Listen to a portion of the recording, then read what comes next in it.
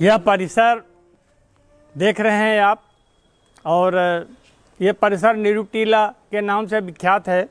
और आज से 600 साल पहले जब कबीर साहब, उनके माता पिता लहरतारा से कबीर साहब को पालकी द्वारा उठा करके इसी स्थल पर लाए थे, और पूरा यही नीरू निवास था जिसका लालन पालन कबीर साहब को हुआ। कबीर नीरू नीमा कपड़ा बुनने वाले बुनकर थे। कबीर साहब भी बड़े होकर के इसी स्थल पर कपड़ा बुनने का काम करने लगे थे। 600 साल से ये कबीर साहब का ऐतिहासिक स्थल उपेक्षित था। मैं इसी सामने कमरे में 71 से लेकर के 80 तक रहा। एक दिन की बात आपको बता रहे हैं, शायद ये चमत्कार भी होगा कि जब कमरे से निकल के 2 बजे रात में मैं इसी परिसर में यहीं पर सामने जब टहल रहा था तो लगा कि कबीर साहब सामने खड़े हैं और कह रहे हैं कि बेटा, हमारे नाम पर दुनिया में बड़े बड़े महल अटारी बन चुका है, लेकिन ये जगह जहाँ हमारा लालन पालन हुआ ये ऐसे ही उपेक्षित पड़ा है। क्या हमारा ये स्थल का निर्माण होगा? मैंने प्रणाम किया, बंदगी की और कहा, महाराज, जैसे ही मेरे हाथ में इस परिसर का सत्ता आएगी, सबसे पहले हम ये झोपड़ी का निर्माण करेंगे। ऐसा करेंगे झोपड़ी का निर्माण कि सारी दुनिया देखेगी कि कबीर साहब का आवास कैसा है। आज ये झोपड़ी आप देख रहे हैं, झोपड़ी जो बनाया हमने, ये कबीर साहब के आवास, कबीर साहब के रहन, कबीर साहब के स्वदेशी जीवन को आधार बनाते हुए इस झोपड़ी का निर्माण हुआ है। आप देख रहे हैं इस झोपड़ी में। और ये झोपड़ी को मीडिया वालों ने हाईटेक कहा। हम तो कबीर साहब का झोपड़ी बना रहे थे, लेकिन इसमें इतना इलेक्ट्रॉनिक तंत्र और सेंसर का प्रयोग हुआ है कि मीडिया वालों ने उसको हाईटेक झोपड़ी का नाम दिया है।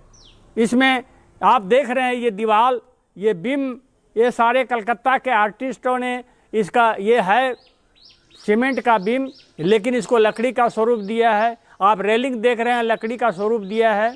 और अंदर जो देख रहे हैं ये भागलपुर से आए हुए कलाकार जो बांसों, ये झोपड़ी का निर्माण किया है छावनी का, इसके अंदर जो बांस की टटरी लगी है, ये सब भागलपुर के कलाकार जो गाँव में बांस का काम करते हैं। बहुत अच्छा डिजाइन बनाया है, दर्शनीय है और देखने में खूबसूरत है। इससे कबीर साहब का स्वदेशी जीवन का आभास होता है कि कबीर साहब का स्वदेशी जीवन क्या है। कबीर साहब सामान्य जीवन की तरह झोपड़ी में रहते थे। मैंने उनके झोपड़ी, उनकी कल्पना के आधार पर इस झोपड़ी को हमने वैसा आकार दिया है, वैसा इसको साकार बनाया है कि लगेगा कि हाँ, कबीर साहब इसी तरह के झोपड़ी में आवास प्रवास करते थे। इसमें 8 परिक्रमा है, एक कमरे में 4 परिक्रमा, दूसरे कमरे में 4 परिक्रमा। परिक्रमा इसलिए दिया कि भक्त समूह आवें। एक तरफ करघे का घर है जिसमें करघा है, जैसे आप प्रवेश करेंगे ये सेंसर पर बना हुआ है और घुसते प्रवेश करते ही करघे की आवाज़ आने लगेगी और लोग शीशे में से देखेंगे झांक के कि ये करघे की आवाज़ आ रही है तो कहाँ से आ रही है। परिक्रमा करते रहेंगे।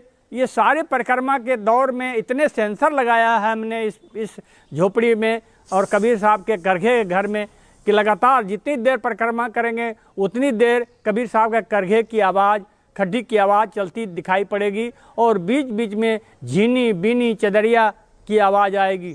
इस परिसर में हम पहले स्तंभ बनाने की बात सोची थी, लेकिन मुझे लगा कबीर साहब ताने बाने का काम करते थे, उनके लिए करघा का काम बड़ा महत्वपूर्ण है। गांधी जी को करघे का प्रतीक बन गया है, लेकिन उस गांधी जी के प्रतीक को हम तोड़ना चाहते हैं कि कबीर साहब अपने जीवन में ताने बाने का काम, करघे की काम को सर्वोपरि माना था। इसलिए हमने 6-8 फीट का पत्थर का बड़ा सा करघा का निर्माण कर रहे हैं और दिखाई पड़ेगा।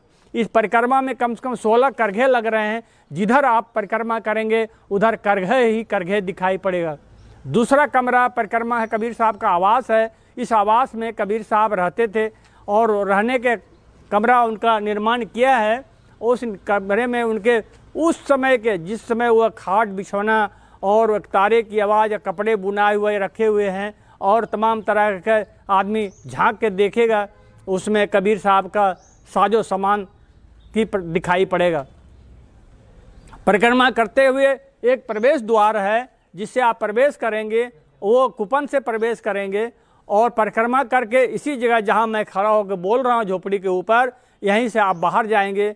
बाहर जाने के बाद पहले परिक्रमा करते हुए कबीर साहब की 7 मिनट की आवाज़, कबीर साहब की आवाज़ में हमने बॉम्बे में रिकॉर्डिंग कराया है, जो बहुत यूनिक आवाज़ है, जो कबीर साहब की आवाज़ में दर्शकों को, पर्यटकों को धन्यवाद देते हैं और अपने बारे में और पूरा इतिहास और परिस्थितियाँ और कबीर साहब अपने कार्यक्रमों के बारे में बताते हैं। ये इसी जगह से निकलेंगे और जैसे निकल के आप दाहिने साइड देखेंगे कि एक कबीर साहब का प्रतिमा है, यही पानी का बहुत बड़ा फुहारा है, सामने कबीर साहब की समाधि मंदिर है।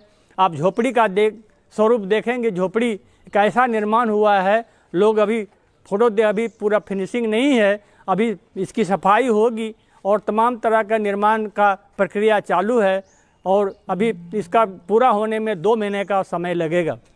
और सामने कबीर साहब के माता पिता की समाधि है, समाधि को भी हमने दुरुस्त किया है, सुंदर किया है कि लगे कि कबीर साहब को जिसने जिन माता पिता ने पालन पोषण किया, उनकी समाधियों को जिस तरह रेलिंग और ऊपर गुम्बज का निर्माण करा रहे हैं, लगेगा कि हाँ सच में कबीर साहब का कृतज्ञता, उनके माता पिता जिन्हें पालन पोषण करके उनको जीवन दिया और उस जीवन के आधार पर उनकी समाधि बनी है। ये परिसर कबीर साहब के माता पिता की समाधि और ये कबीर साहब की झोपड़ी ऐतिहासिक है। दुनिया जानेगी कि इसी जगह पर कबीर साहब ने अपने जीवन की शुरुआत की। 20 साल करीब करीब इस परिसर में रहे और इस परिसर में रहने के बाद सत्संग की शुरुआत की। जैसे सत्संग की शुरुआत की तो सत्संगियों के भीड़ जमा होने लगी। बगल में कसाई के घर था जिसमें सत्संग एक तरफ होता था, दूसरे तरफ बकरा कटा टंगे रहते थे। सत्संगियों ने कहा हम लोग सत्संग करते हैं और बगल में बकरा कटा टंगा रहता है, ये अच्छी बात नहीं है। कबीर साहब ने कहा हम जुलाए हैं, हम कपड़ा बुनते हैं, वो कसाई हैं, वो बकरा काट के अपना जीविका चलाते हैं, अपने परिवार का, अपने बच्चों का भरण पोषण करते हैं, लेकिन हम कोई राजा नहीं हैं जो उनको यहाँ से कहें कि हट जाओ।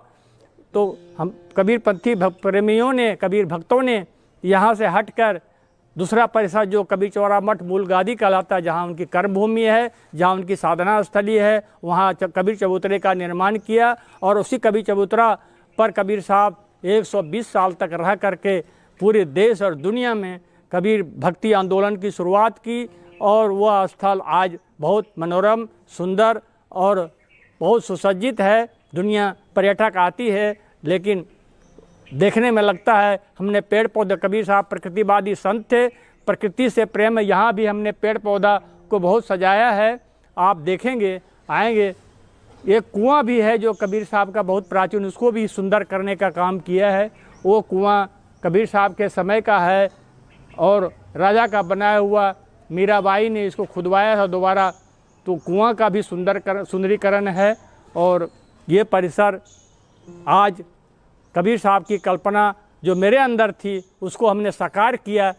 तो अभी झोपड़ी का जब प्रसारण हुआ, झोपड़ी को अधूरा रूप में भेजा गया, तो लोगों का मैसेज आ रहा, संदेश आ रहा है कि वास्तव में अद्भुत और अनोखा कबीर साहब की झोपड़ी है।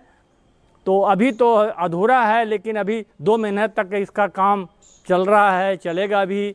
और इसको पूरा जो होने पर जब वास्तव में इसका 24 फरवरी को कबीर साहब का निर्माण तिथि है, संभवतः हम 24 फरवरी को इसका उद्घाटन कर रहे हैं। 2 महीना हमें काम पूरा हो जाएगा।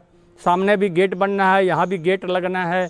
तो ये कबीर साहब की जगह जो वर्षों से 600 साल से उपेक्षित प्रताड़ित था, आज मैंने मेरी कल्पना और कबीर साहब की भावनाओं को साकार करते हुए हमने इस झोपड़ी का निर्माण किया है।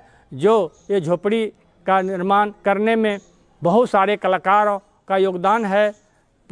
हमारे आर्किटेक्ट जो दिल्ली के उजान घोष हैं, उन्होंने इस झोपड़ी का स्वरूप दिया है और इस झोपड़ी के देखभाल में प्लानर इंडिया की बड़ी भूमिका है। उन्होंने देखभाल करके इसको, इसकी तकनीकी को, तमाम तरह की चीज़ों को स्वरूप देने का काम किया है।